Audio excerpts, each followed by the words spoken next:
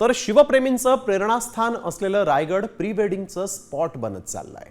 छत्रपती शिवरायांच्या पदस्पर्शानं पावन झालेल्या रायगडाला प्रशासकीय अनास्थेचा फटका कसा बसलाय, रायगडावर नेमकं काय सुरू आहे, पहा या रिपोर्टमध्ये।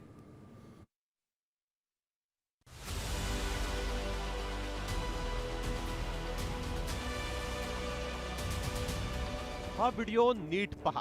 हे कुठलं वेडिंग डेस्टिनेशन नाही, तर ही आहे महाराष्ट्राची अस्मिता, स्वराज्याची राजधानी आणि शिवप्रेमींचं प्रेरणास्थान किल्ले रायगड। याच रायगडावर जिथं देश विदेशातील शिवप्रेमी नतमस्तक होतात, त्याच छत्रपती शिवाजी महाराजांच्या समाधी समोरची जागा चक्क प्री वेडिंगचा स्पॉट बनली आहे।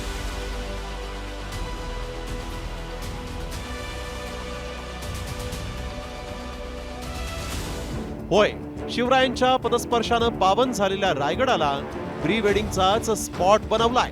त्याला अप्रत्यक्ष मदत होतीये ती प्रशासनाच्या अनास्थेची, कारण स्वराज्याची राजधानी रायगडावरची सीसीटीव्ही यंत्रणा बंद असल्याचा धक्कादायक प्रकार समोर आला। हेच सीसीटीव्ही बंद असल्यानं प्री वेडिंग शूट करणाऱ्या जोडप्यांनी गडावर अक्षरशः उच्छाद मांडलाय, उच्छाद। आता हा सगळा प्रकार समोर आल्यानंतर राजकीय नेत्यांनाही जाग आली आहे। रायगडचे मंत्री भरत गोगावलेंनी गडाचं पावित्र्य भंग करणाऱ्यांना शिवप्रेमी धडा शिकवतील असं म्हटलंय, तर सुनील तटकरेंनी या प्री वेडिंग करणाऱ्यांवर कारवाईची मागणी केली आहे। शिवाजी महाराज हे आमचं आराध्य दैवत आहे। तिथे जा, तुम्ही पत्रिका ठेवा पायाजवळ, नमस्कार करा, पायथ्या दोघांचे दोन बाजूला उभं राहून फोटो काढा, पण प्रीविड आणि फ्रीविड हे जे काय तुम्ही तिथं करायचा प्रयत्न कराल ते गडावरती कुठेही चालणार नाही।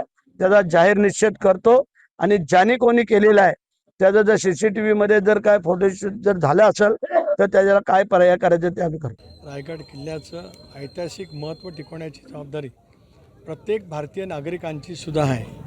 जे विदेशी पर्यटक येतील इतिहासकालीन खुणा बघण्यासाठी, त्यांची सुद्धा जबाबदारी त्या पद्धतीने राहील। पण भारतीय पुरातत्व खात्याला सुद्धा आमच्याकडनं सूचना त्या ठिकाणी स्पष्टपणे दिल्या जातील।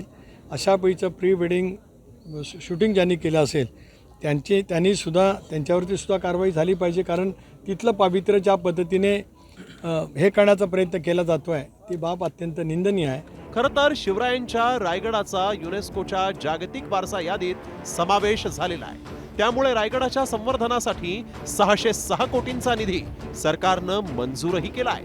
त्यातील 147 कोटींची कामही झाल्याचा दावा करण्यात येतोय, तर आणखीन 345 कोटींच्या कामांना मंजुरीही देण्यात आली आहे। मात्र कोट्यावधी रुपयांचा खर्च केल्यानंतरही रायगडची सीसीटीव्ही यंत्रणा बंद असल्यानं सुरक्षेचाही पुरता बोजवारा उडाल्याचं चित्र आहे। त्यामुळे रायगडावर जाऊन प्री वेडिंग करणाऱ्यांना सीसीटीव्ही बंद ठेवून रान मोकळं करून देण्यात अधिकाऱ्यांचंही साटलोट आहे का, असाही सवाल आहे। एवढंच नाही तर रायगडासारख्या पवित्र ठिकाणी प्री वेडिंग करून गडाचं पावित्र्य धोक्यात आणणाऱ्यांवरही कारवाई व्हायलाच हवी, तरच या रायगडाचं पावित्र्य कायम राहील।